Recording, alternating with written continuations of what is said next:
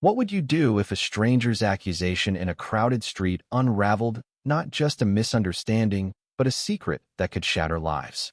In the heart of a bustling city, where neon lights flickered against the twilight, I found myself frozen, the word thief slicing through the air like a blade.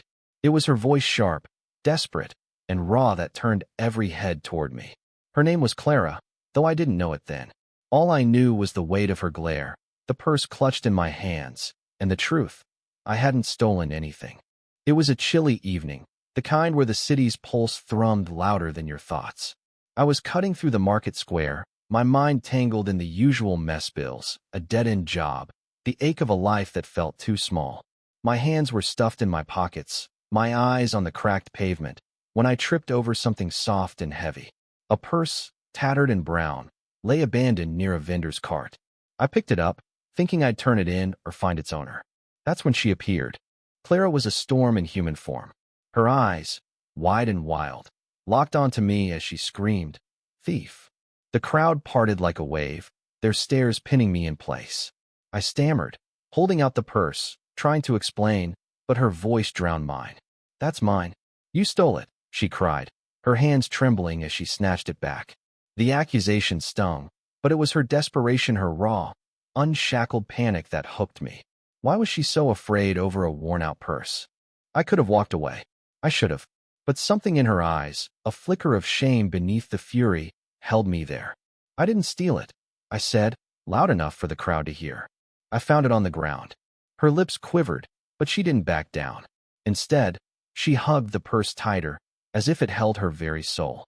The crowd murmured, losing interest, and soon it was just us, standing in the fading light. "I'm sorry," she whispered, her voice breaking. "I thought I can't lose this." Curiosity burned through my embarrassment.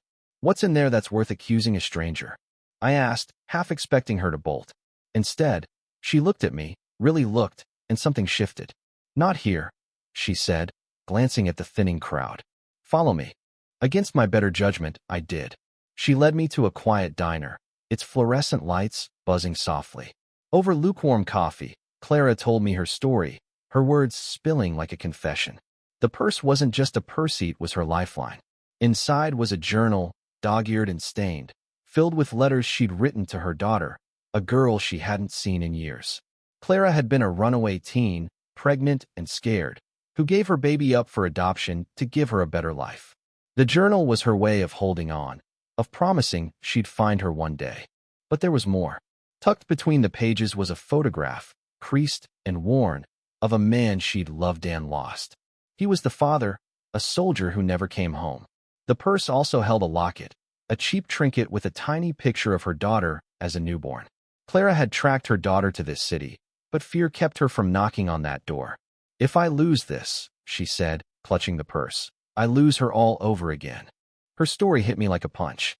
I'd been called a thief, but Clara was the one stealing moments from her past, clinging to a purse that held her regrets and hopes.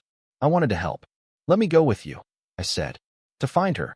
Clara hesitated, her eyes searching mine for judgment.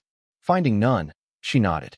We spent days piecing together clues from her journal, old addresses, names, fragments of a life she'd left behind. The search led us to a small house on the city's edge, where a teenage girl with Clara's eyes answered the door. The reunion wasn't the tearful embrace of movies. It was awkward, raw, and real. Clara's daughter, Lily, was guarded, but curious. They talked, cried, and slowly began to bridge the years apart. As I watched them, I realized Clara's scream in the market wasn't just about a purse. It was a cry for everything she'd lost and was terrified to lose again. Her accusation had been a mistake, but it led to Thieves a chance to heal. I walked away from that house feeling lighter, as if I'd been carrying something heavy too. Sometimes, it takes a stranger's scream to wake you up, to remind you that even in a crowded, chaotic world, connection and redemption are possible.